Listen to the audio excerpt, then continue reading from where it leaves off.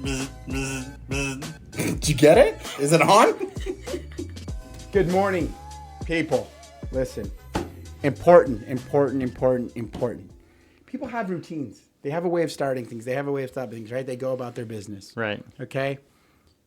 And today I think it's important that we let people have a peek of behind the scenes how we get every day started here at the Ogre Network.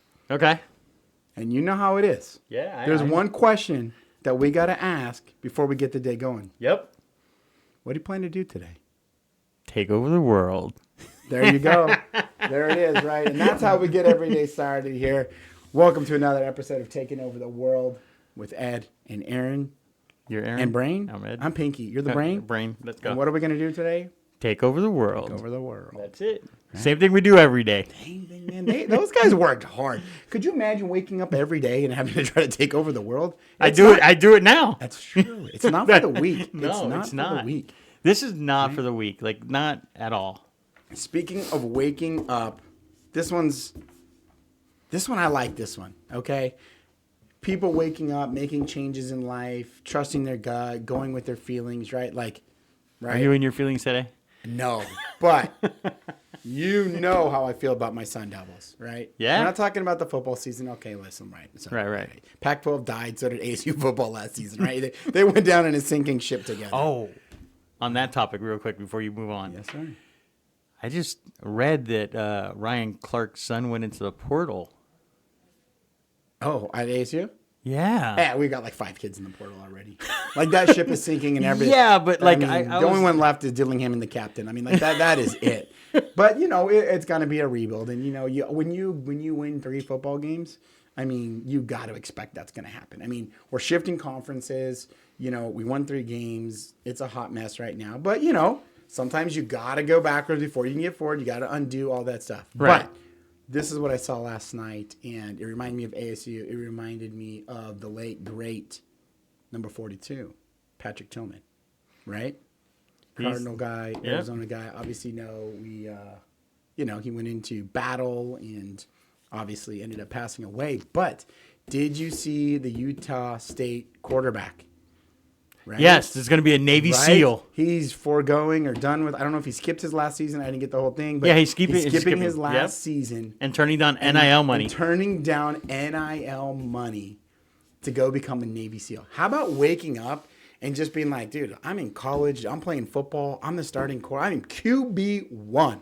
Not 2. 1. QB1. And he's like, I think I'm going to be a Navy SEAL.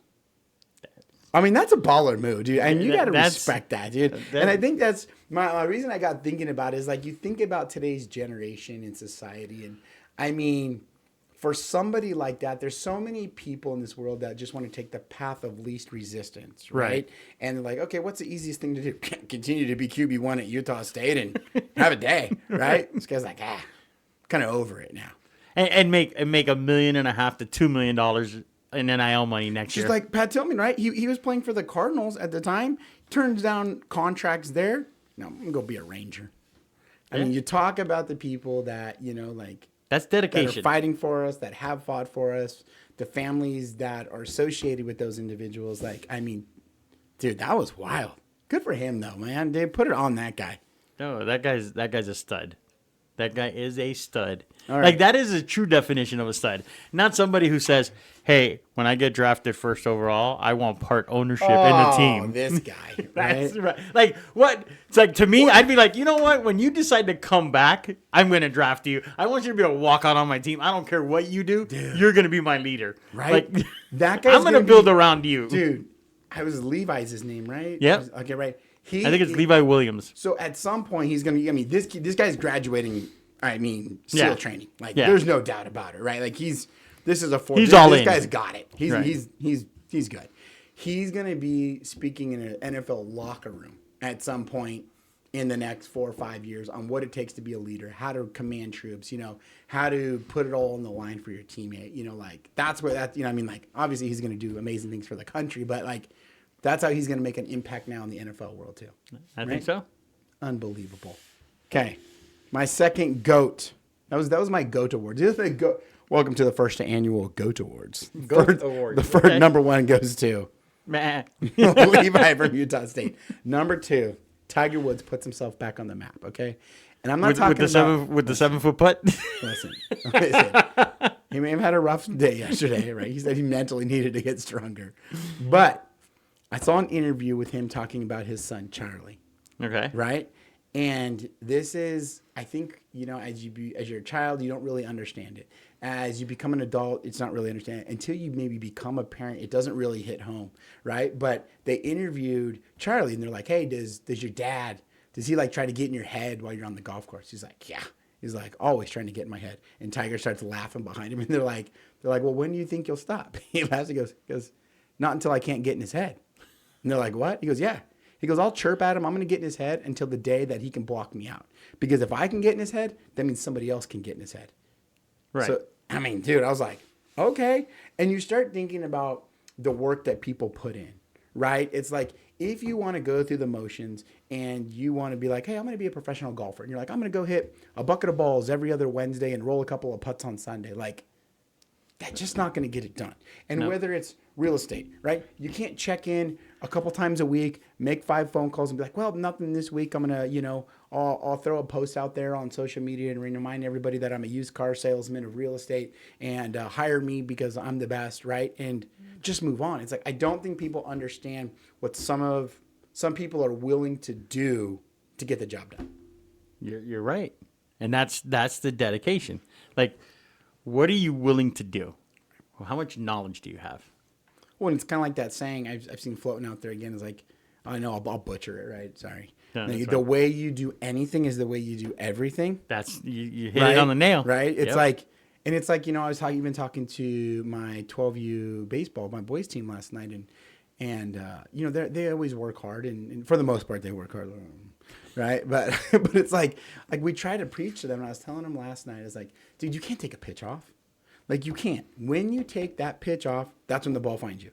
Like, you don't have time to throw yourself a pity party if you made an error, if you struck out. Like, get over it, move on, get going. Because what's going to happen? That ball's going to find you the next play, right? You're going to stink in the dugout. You're going to be a bad team player. And I think that's what, that kind of stuff teaches us, like sports, especially as you grow up, like how to be a team player, how to be coachable, how to take direction, how to work together, and make it not all about you. Right. Which leads me to a question. I went on record last night and gave a number. You're a baseball guy. You know baseball. Yeah. How much time do you think on defense baseball players are actually, like, in a baseball game? Like, how much baseball do you think they're actually playing while they're on defense? Like, I'm talking about moving, running, making plays in a 9-inning game. Time-wise? Time-wise. 35 minutes. Really? I told my guys last night, I said, I bet you guys work less than 10 minutes. Wow. I mean, think about it, right? Like, it's an average, right? Because you have 9 players. Right. I'm thinking like the catcher and pitcher are playing the entire game. They're so I'm saying an average of about 35 minutes. Okay, so you're dialing it on me. Okay, because I'm talking to these guys. I'm like to my outfielders. I'm like, dude, why can't you work for me on every pitch? Why can't you? Our pitcher's gonna throw a pitch that's gonna take all of 4 seconds, right? Right. They're either hitting it to you or they're hitting it somewhere else. If it's not at you, go back something up. If it's a ball or a string and strike, okay, you're not doing anything. So you saw the pitch, you reacted, you didn't do anything. I'm telling you, 3 seconds adds up over 6 innings. Come on, that's less than 10 minutes. I ain't falling for what they're trying to sell me. So I remember when I coached baseball, when this is many, many years ago when our oldest son was playing. So it was about 20-something years ago. We had a guy who, I'm not going to say his name. Oh, say his name. Say his name. But he ran onto the... Rhymes with bike, starts with an M. Yes. He was running out into the field one time. He still had his rally cap on. And he was running out there with a hot dog. Dude. He forgot his glove and he had a hot dog in his hand. I told the kid... that's just the craziest thing. And we're like, dude, you need your glove? Dude, so I get it, right? At younger kids, T-ball, single. He was 12. I know. Okay, so that's where I'm going with this, right? In the younger age, I get it, right? You eat a hot dog, you're 6, 7. I eat a hot dog, bro. You got an extra one, give me one too. Let's both eat a hot dog, right? I remember telling a kid at like 10U or 11U club baseball, right? I had two kids sitting on the bench. You know, there's only 9 spots on the field, right? Right. Which typically means 2 or 3 are sitting out. I turn around. I got 2 kids eating like a frozen ice out of a container. I'm just like, okay. And I go about my business, like, right? And then they look at me, they go, Coach, are we in next inning? I was like, I looked at them. I was like, you know what, guys? It's cool. And that's what I told them. Like, it's fine, guys. Don't worry about it. Just like finish your frozen ice and then just get back to me maybe in an inning or 2 when you guys are like done with that, and we'll figure out a plan. Just like, dude, the nerve of that 10-year-old to come at me. Listen, He was coming in hot. I ain't scared to go toe to toe with a 10-year-old. Man. Well, some of these kids are big now, right? All right. Yesterday, Yes. I put up this short, right? About, did you see my map post? Yes, I saw your map post. Compliments on it, okay? Yeah. Because I got sick and tired of people always saying it's the market, it's the market, it's the market, right? Right. We know in our group right now, ballpark in the Ogre Network, we've got how much sitting in escrow? 12, 13, I was going to say, almost 13. I was 13. going to say 14, 15 million. Yeah, we got quite a bit. There's 5 buyers, 1 listing, 2 listings, a couple more active listings, and a couple more pre-approved. Like the market is, people keep wanting to make excuses for not doing their job. Right. And right now, the easiest scapegoat is, well, the market's not great. The interest rates are higher than 2.5%. Well, yeah, like they have been historically. Like you can't take the one off 2.5% and like expect, like, oh, I'm gonna wait till it gets back to 2.5. Like, well, move to Alaska, build an igloo, pal. Because good luck with that. Yeah, right. So I thought about this and I was like, how can I relate this to people? Because we've talked about this a lot. Our job is to create value, is to educate our clients so that they can make the decision that best fits them. And understanding their why allows us to educate them on the market. And I started thinking about this as my mom was in town and she's headed back next week. And I'm thinking like, okay, she's got to go to Phoenix. I was like, well, how many ways could you get to Phoenix? Right? I mean, tons. But right, you just type it into maps. Boom, boom, boom, boom. It goes one way. I got 3 ways popped up on my phone, right? And it gives me the suggested route. Well, I think, in my opinion, right, and I'm sure most people would agree, 2.5 years ago, when this market was insane and every Timbuktu, Jill, Jack, and Sally ran down to the Nevada State Real Estate Division Board and took their test 2, 3, 4, 5, 6 times till they passed it, got their license, and like, hey, I'm a real estate agent. I can sell houses. I'm on Selling, whatever the show is, right? I'm not going to put anybody on blast, right? I'm on Selling Vegas. Right? Like, I saw them do it on HGTV. It must be that easy. And my new email is edsellsvegas at gmail.com. Ed sells Vegas. I've never had that, by the way.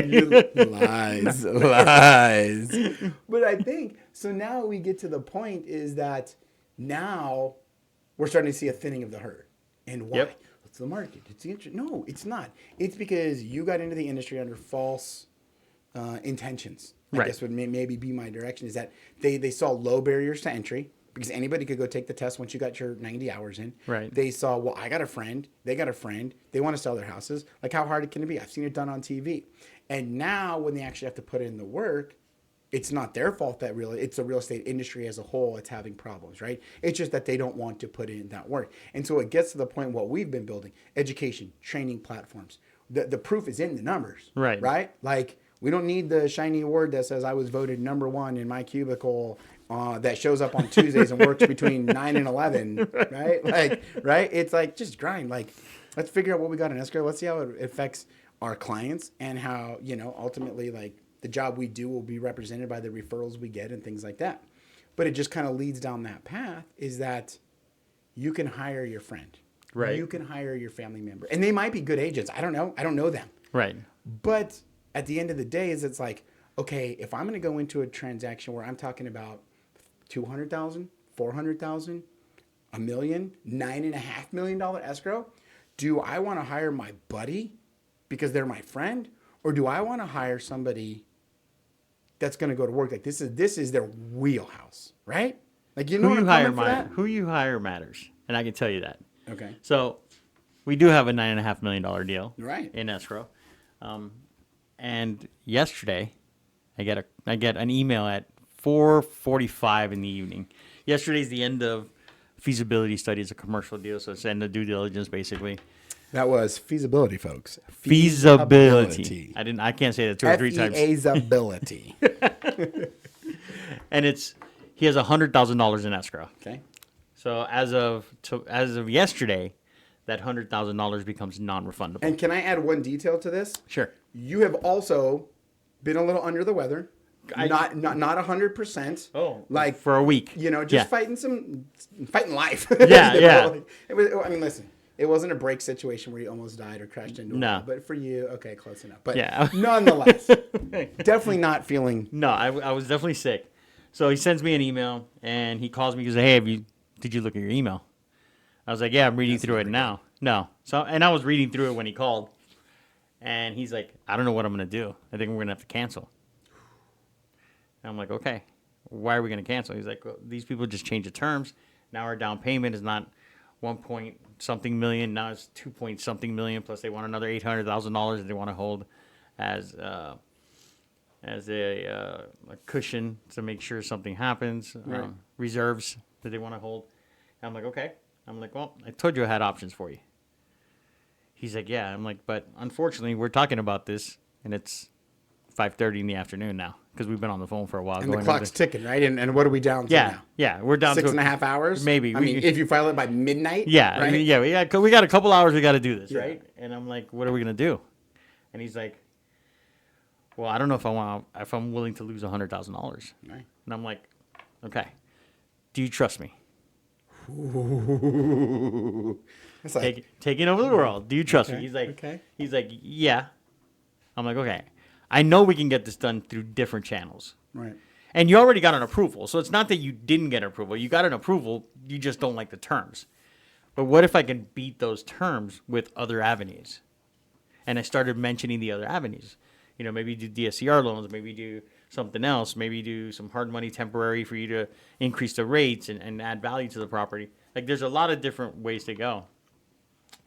He's like, "Okay, all that sounds good. When do you think we'll find out?" I'm like, "Well, you need to make a decision before we find out if you're willing to lose $100,000 or not." Now, granted, at this point, like, how confident are you that you've got this guy's 100,000 protected?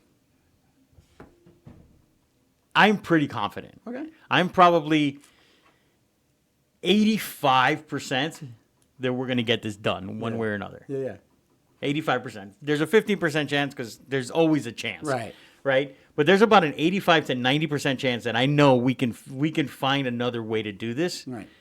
That's going to save you money, make terms better for you, and give you the avenue that you need in order to save the money and not lose your 100,000 and still end up, right? Because you talk about it all the time, right? Is we have to know what our clients want to do. What's their why? Exactly. So I know that for a fact. His why is he already owns 80 units here. Right.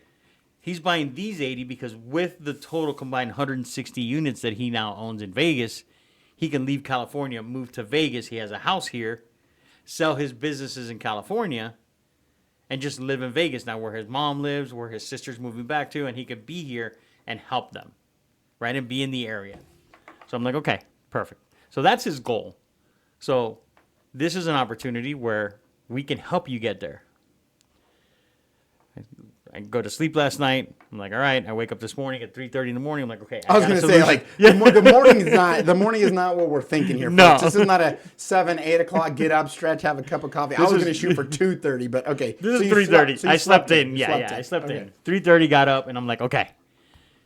Time to take Rain Man starts popping out. Like, I start like if you were a cartooner in a movie, this is when like the square root symbols, the light bulbs pop up, the squared, the power of X, Y, Z equals AB 9, 12, carry the 3. Like that's what's going on. Exactly. All right. So I get up at 3:30. I'm like, okay, let me start working on this. I start working on solutions. I'm like, okay, if we do this, and we do this way, and we do this here, and we can maneuver this. This is what we need.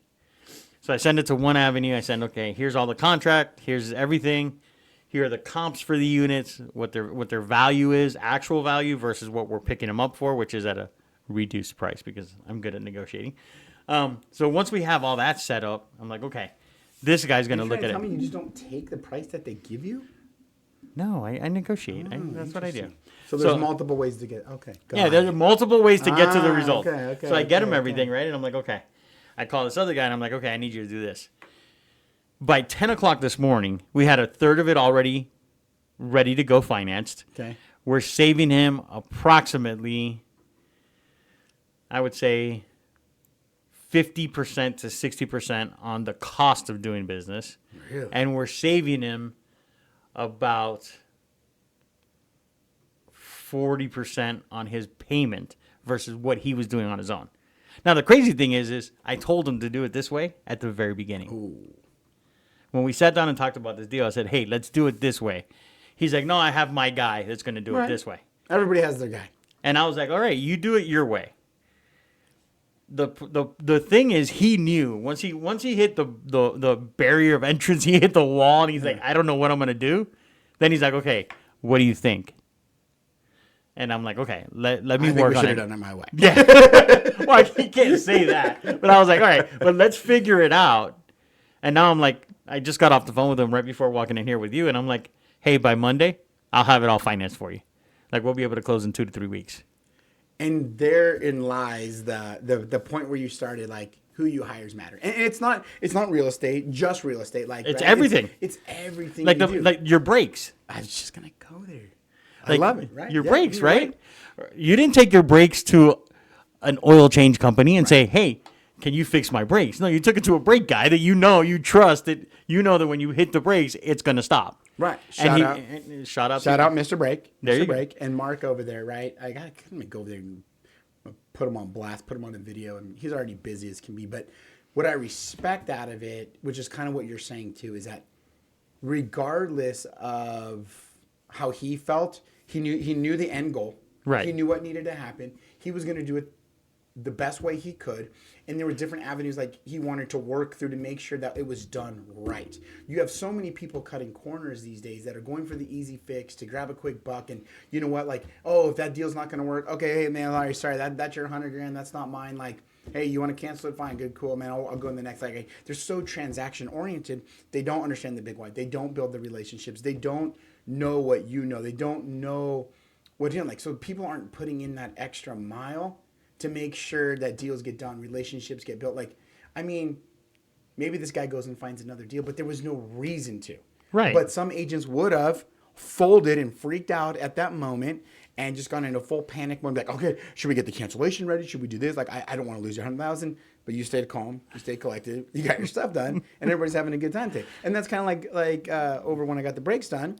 Guy's like, okay, this is what, based on what you're telling me, I got 2 options. I want to explore both routes to give you my recommendation. He understood my why. Right. My why was, I don't want this thing to turn into a fireball rolling through an intersection, right? Like, he understood my why. I'm not trying That's to a big die, why, yeah. Right? So he's like, okay, here's 2 options. We're going to go down both. We're going to come back. I'm going to educate you. We're going to make a decision. You're going to make a decision based on the information I give you. Right. I made it, okay? He started going down that path.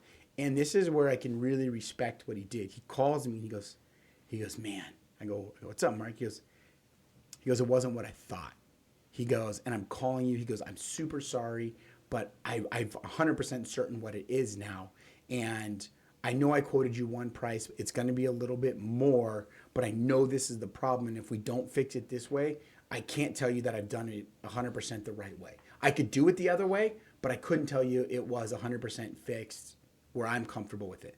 And I was like, how much more? And he gave me the price. I was like, okay. I mean, that's double the price. But I'm like, we're talking about brakes here. Yeah. We're talking about fireball of death, right? So I'm like, but the way that he handled the situation, kind of like you talking to that client, like he was so confident in his decision. He obviously done the research. I felt that trust. He built that relationship with me, and he had earned that from previous encounters with him taking it. And I was like, done. Like, just how long is it going to take? He's like, it's going to take it's going to take longer.